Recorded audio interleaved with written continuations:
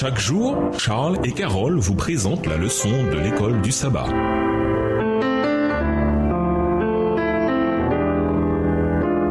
Bienvenue dans votre émission. Dieu nous parle. Nous voilà sur de dimanche. Vous vous êtes approchés de la montagne de Sion. Lisons Hébreux 12 et versets 22 à 24. Que décrit Paul ici? Hébreux 12 et versets 22 à 24. Mais vous vous êtes approchés de la montagne de Sion, de la cité du Dieu vivant, la Jérusalem céleste, des myriades qui forment le cœur des anges, de l'assemblée des premiers-nés inscrits dans les cieux, du juge qui est le Dieu de tous, des esprits des justes parvenus à la perfection, de Jésus qui est le médiateur de la nouvelle alliance et du sang de l'aspersion qui parle mieux que celui d'Abel. Hébreux affirme que nous nous sommes approchés de la montagne de Sion et que nous participons à une grande fête. Mais vous vous êtes approchés du mont Sion, de la cité du Dieu vivant, la Jérusalem céleste et ses dizaines de milliers d'anges en fait. Hébreux 12, verset 22, version second 21. Nous nous sommes approchés par la foi en la personne de notre représentant Jésus. Dans cette fête, nous avons d'innombrables anges. Dieu lui-même et Jésus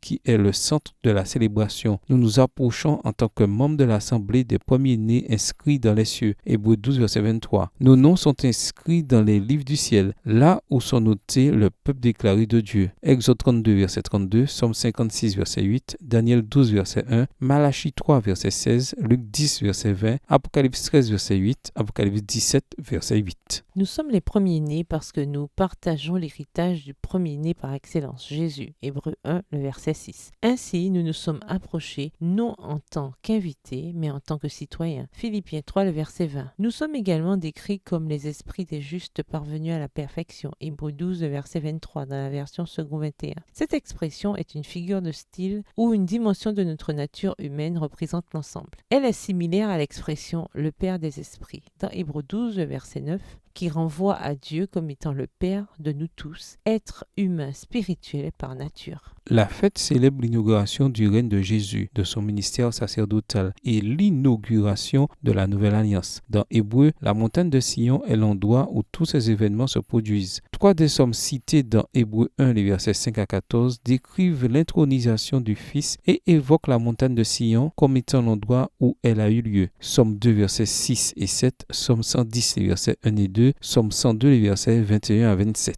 La montagne de Sion est également le lieu où le Fils a été nommé prêtre pour toujours. Hébreux 5, verset 6. Citation de Psaume 110, verset 4. D'après le Psaume 110, la nomination du Fils en tant que grand prêtre a également lieu à la montagne de Sion. Psaume 110, verset 2. Enfin, Hébreux affirme que l'inauguration de la prêtrise de Jésus marque également l'inauguration de la nouvelle alliance. Hébreux 7, les versets 11 à 20. Ainsi, la montagne de Sion est également le lieu où la nouvelle alliance a été ratifiée. Hébreux 12 et versets 22 à 24 décrit ainsi la fête qui a eu lieu au ciel quand Jésus y est monté. De quelle manière concrète peut-on célébrer la réalité de Jésus, de son ministère sacerdotal et de la nouvelle alliance dans nos vies et notre adoration? Pourquoi le fait de se réjouir de ces grandes vérités fortifie-t-il notre foi? Au revoir. Et à demain si Dieu veut.